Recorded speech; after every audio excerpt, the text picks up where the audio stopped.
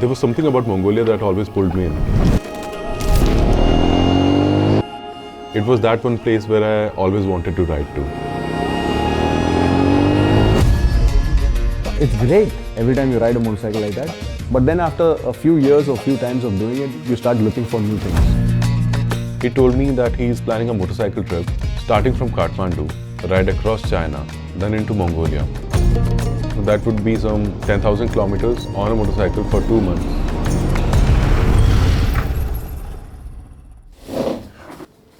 The Mongolia border is shut. This is like the turning point. I really liked where we ended up. The way this place is revealing itself is